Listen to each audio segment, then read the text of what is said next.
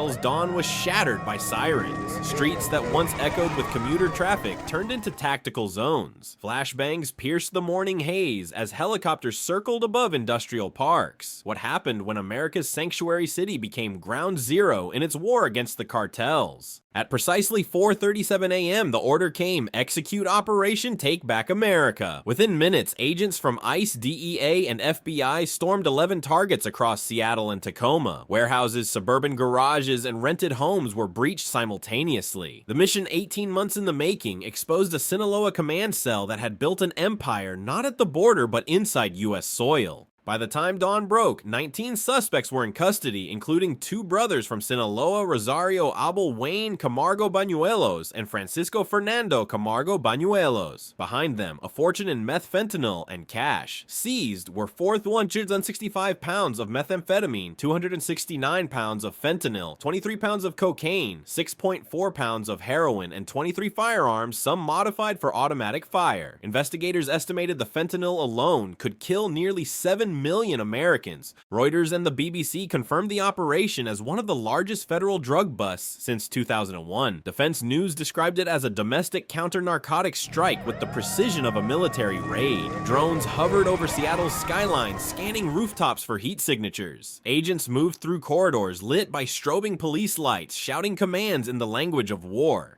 But this was no battlefield overseas. It was the Pacific Northwest. Homeland Security called it a turning point the day America's internal front line was redrawn. The Sinaloa cartel, once an external enemy, had become an embedded organism within the American bloodstream. It used legal trade routes, trucking companies, and shipping manifests as camouflage. Jane's Defense Weekly compared its infiltration tactics to those used by Russian cyber units' deep insertion into civilian infrastructure for sustained influence. Strategically, the raid echoed patterns seen far beyond U.S. borders. In Ukraine, Russian forces disguised weapon shipments within civilian convoys. In the Middle East, Israel's strikes on Iranian supply chains followed the same principle: neutralized logistics, cripple control. And in Asia, US-China tensions over synthetic drug precursors have turned into an invisible trade war.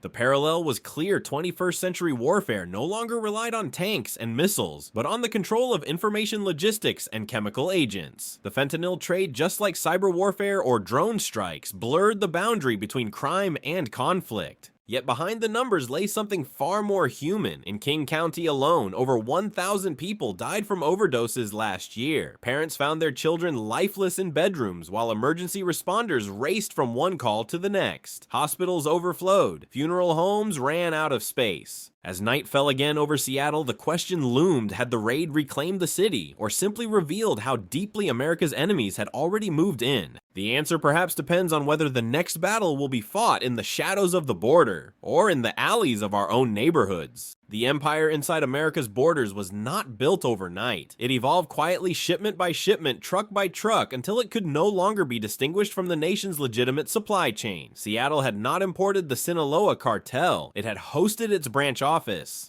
When investigators followed the money and the movement, they uncovered something chilling. The cartel no longer needed to cross borders to dominate them. The Camargo Bañuelos brothers had modernized an old empire. Their command post in the suburbs of Kent operated with the efficiency of a corporate headquarters. Freight forwarders, customs brokers, and trucking firms, some knowingly complicit, others manipulated, became unwitting parts of a narcotics distribution system that stretched from Sinaloa to Washington state. Each semi-truck that rolled through the I-5 corridor carried 2 manifests, one for goods, one for poison. Fertilizer shipments masked barrels of synthetic chemicals. Furniture crates contained sealed capsules of powdered fentanyl. To the untrained eye, it looked like commerce. To agents, it was a supply chain of death.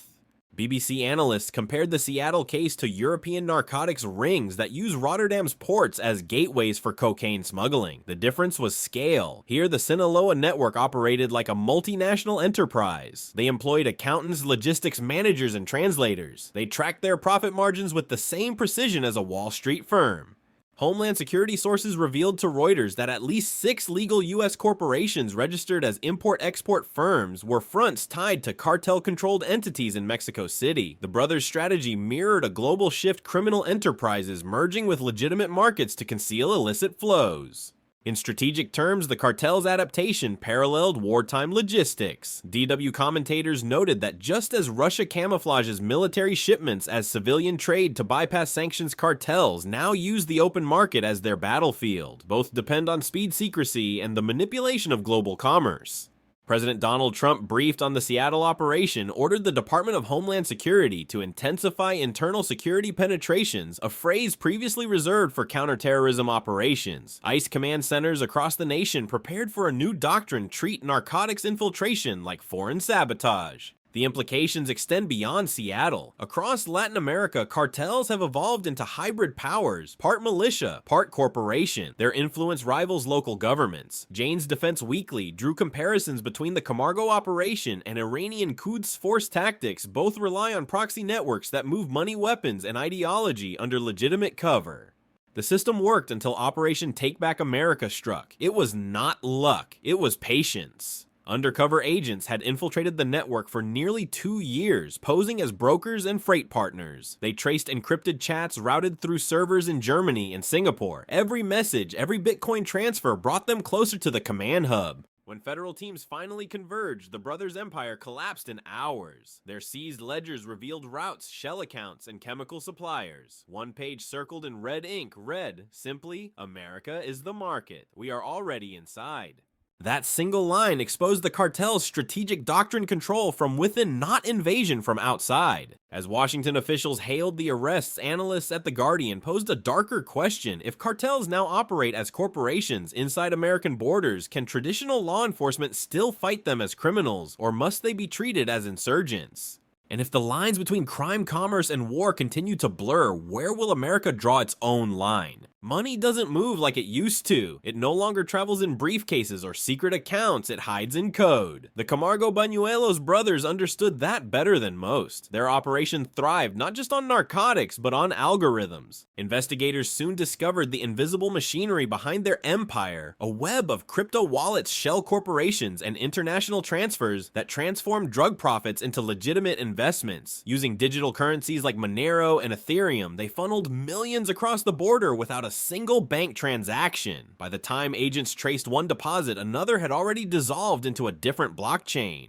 The Guardian reported that over $14 million in crypto had been laundered through Delaware-registered companies tied to Camargo Holdings LLC and Pacific Ventures Trading. Their paperwork listed real addresses, real tax IDs, even real employees, none of whom knew they were working for a cartel. Reuters analysts compared the structure to Russian ransomware syndicates that use cryptocurrency to disguise state-backed cyber attacks. Both systems rely on anonymity and rapid liquidity. The only difference is motive. One seeks political disruption, the other profit. Yet in both, the effect is the same erosion of transparency and control. According to Al Jazeera, cartel financiers operated like digital brokers. They exchanged tokens for pesos, then used those pesos to purchase cargo containers, vehicles, or even property in Washington and Oregon. The financial ecosystem was circular. Drugs generated money, money generated assets, assets generated legitimacy. Jane's Defense Weekly framed the phenomenon as financial hybrid warfare, a new front where crime and national security collide. While Russia tested cyber defenses in Ukraine and China experimented with financial influence in Africa, America's vulnerability was domestic unregulated cryptocurrency markets exploited by transnational cartels. Under President Trump's directive, the Department of the Treasury initiated Operation Shadow Ledger, a new interagency task force combining ICE, DEA, and the Financial Crimes Enforcement Network FinCEN. Its mission: track illegal blockchain flows, seize digital wallets, and expose crypto exchanges linked to cartel networks. Defense News reported that intelligence units from Fort Meade Cyber Command had joined the operation, an unprecedented military crossover into law enforcement territory. The Seattle case became the blueprint for this digital counteroffensive. Agents recovered laptops containing advanced encryption tools, VPN routes, and AI-assisted trading bots programmed to randomize wallet transfers. These weren't crude smugglers, they were data engineers in the service of a criminal empire.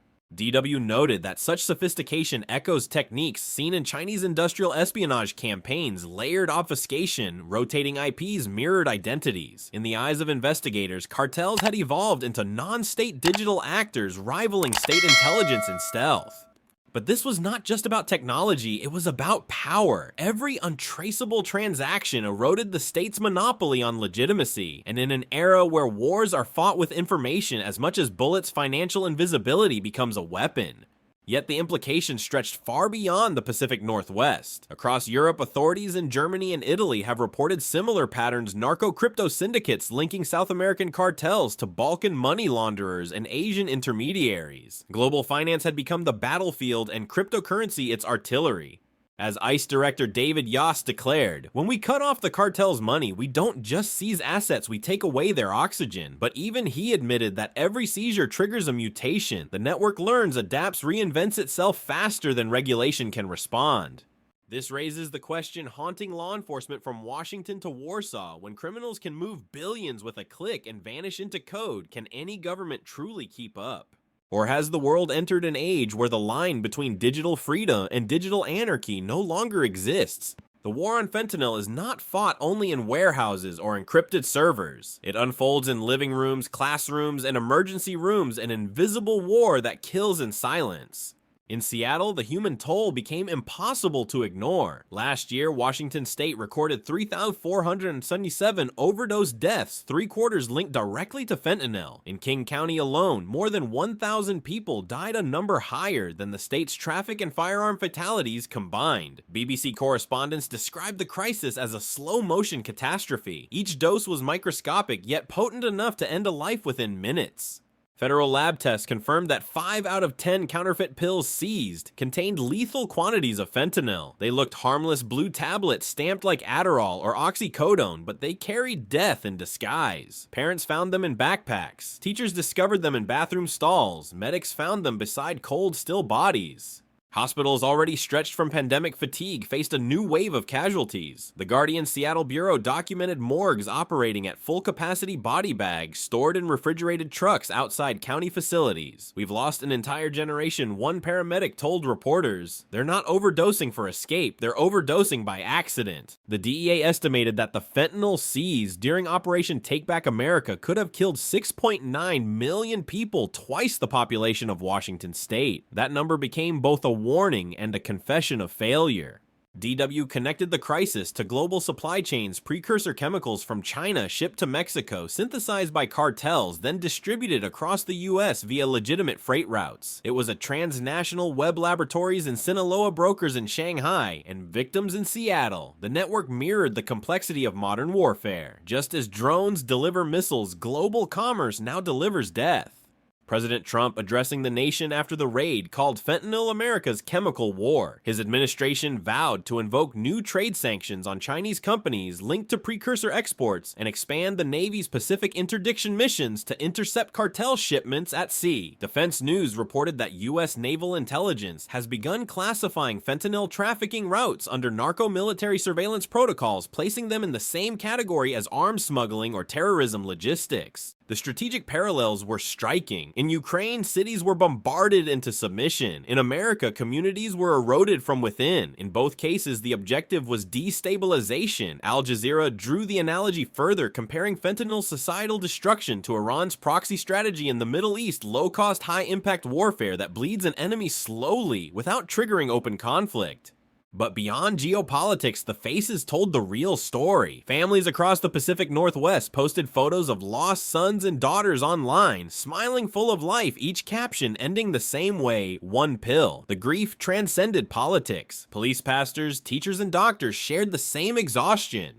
Seattle's Mayor Bruce Harrell admitted that the crisis had changed the moral geography of the city. "This isn't a crime wave," he said. "It's a public health collapse." Yet even as local leaders called for compassion, federal agencies demanded control. The tension between mercy and order defined America's identity. Struggle how to save lives without surrendering authority.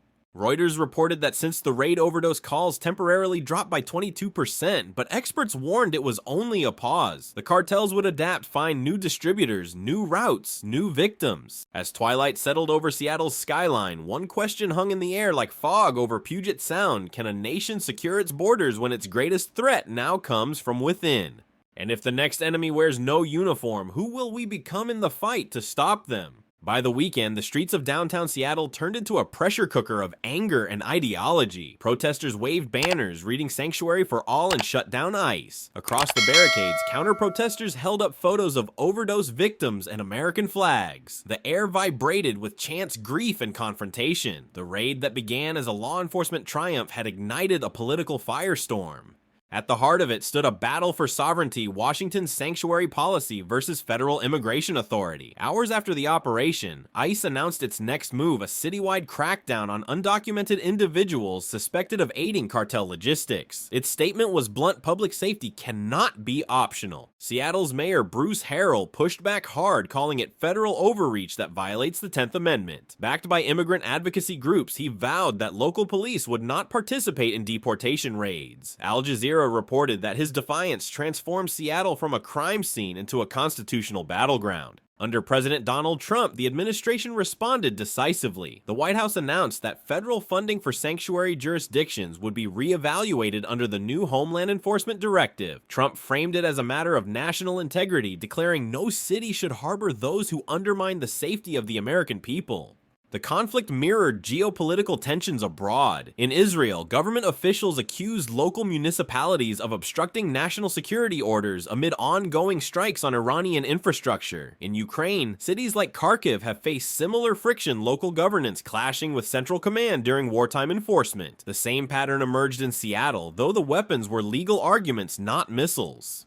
Reuters quoted one DHS official who said the divide symbolized America's own internal front line. For federal agencies, the threat of cartel infiltration justified aggressive enforcement. For city leaders, defending civil liberties was equally patriotic. The question became existential: can democracy protect both freedom and security when the two collide head-on? The Guardian noted that the protests revealed something deeper than politics, a cultural rift over identity and belonging. On one side stood those demanding compassion for migrants and asylum seekers. On the other, citizens demanding order in the face of an overdose epidemic. Between them, law enforcement officers tried to hold the line as chants turned to shoves. The optics mattered. Drone footage broadcast by DW showed two groups separated by police barricades, one chanting "No borders, no fear," the other "Secure America first." Both carried conviction. Both believed they were defending the country's soul. Inside federal command centers, ICE agents were already deploying new tactics. Using facial recognition and AI-assisted surveillance, they tracked repeat offenders released under sanctuary provisions. Defense News confirmed that ICE had begun sharing data with NORAD and Cyber Command to identify cross-border trafficking routes disguised as humanitarian networks, a signal that immigration enforcement was evolving into a national security function. Yet the escalation raised ethical alarms. Civil rights lawyers warned that increased surveillance could blur constitutional limits. The ACLU filed emergency motions in federal court arguing that ICE's expanded digital monitoring violated the Fourth Amendment. The White House countered that such measures were temporary and essential. When cities refuse to enforce the law, we will, Trump stated from the Roosevelt Room. His approval ratings among conservative voters surged overnight. Still, the human cost lingered. Families of overdose victims gathered on courthouse steps, holding candles for loved ones lost to fentanyl. Across the street, immigrants huddled in fear, wondering if the same agents who dismantled a cartel would soon knock on their doors. The United States stood at a crossroads. Would it tighten its grip and risk fracturing its values, or loosen control and risk its safety? And as the streets of Seattle smoldered with debate, one truth echoed louder than slogans: every nation must decide what it fears, more chaos without control, or control without freedom. When the dust settled, Operation Take Back America was hailed as the most significant multi-defendant indictment in 2 decades. 37 federal counts ranging from conspiracy to money laundering and weapons violations stood as both victory and warning. Seattle had survived the storm, but the aftershocks rippled nationwide. In Washington, D.C., President Donald Trump addressed the nation flanked by ICE and DEA officials. This was not just a raid, he declared. It was a declaration that America will not surrender its cities to foreign cartels. Behind him, slides displayed the numbers that defined the war. 6.9 million potential deaths, prevented $650,000 in assets seized, and dozens of suspects in custody. Yet beyond the triumphal tone, experts questioned whether enforcement alone could defeat a system so deeply rooted in globalization. Reuters analysts noted that cartels now operate with the precision of multinational corporations, diversified, decentralized, and remarkably adaptive. Every arrest, every seizure was a wound, not a death blow. The structure regenerates, warned one intelligence officer. When we dismantle one cell, another emerges with a new digital footprint. Defense News reported that lessons from the Seattle raid were being integrated into national doctrine. Federal agencies were testing joint operations fusion centers modeled after NATO's counterterrorism command posts. The initiative aimed to merge military-grade surveillance with civilian enforcement, a move that raised eyebrows in Congress. Some lawmakers warned it blurred the line between homeland defense and martial oversight. Globally, the event resonated like a mirror held up to America's allies. In Ukraine, hybrid warfare blurred civilian and military targets. In Israel, internal divisions threatened strategic unity amid conflict with Iran. In East Asia, US-China tensions expanded beyond trade into intelligence, cyber, and chemical domains. Across all fronts, the same truth emerged: modern wars no longer required armies. They required systems, networks, and endurance.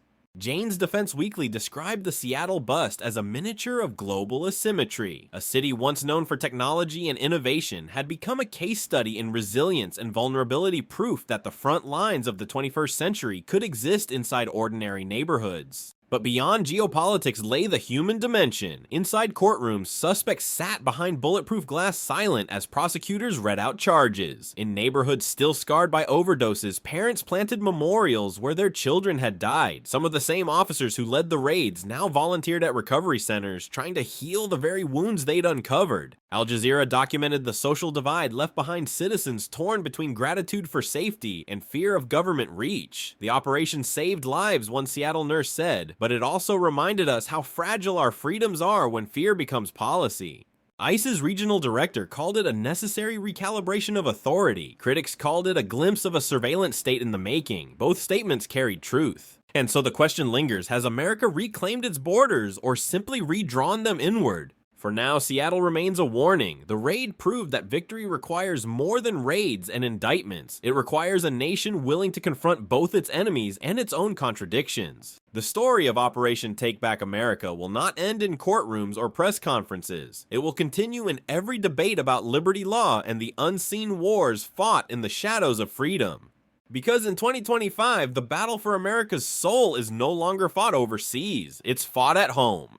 Operation Take Back America marked a turning point in the U.S. war against transnational cartels. In a pre-dawn strike, over 600 federal agents dismantled a Sinaloa command cell embedded within Seattle's industrial corridors. The 18-month investigation exposed how cartels have evolved from border smugglers into multinational enterprises using trucking firms, shell companies, and cryptocurrency to mask their empire. The raid revealed a dual crisis, one of narcotics and one of governance. As President Trump's administration framed the operation as a victory for national sovereignty, Seattle's leaders condemned it as an assault on local autonomy. The ensuing protests mirrored global fractures between freedom and control, echoing similar tensions in Ukraine, Israel, and East Asia.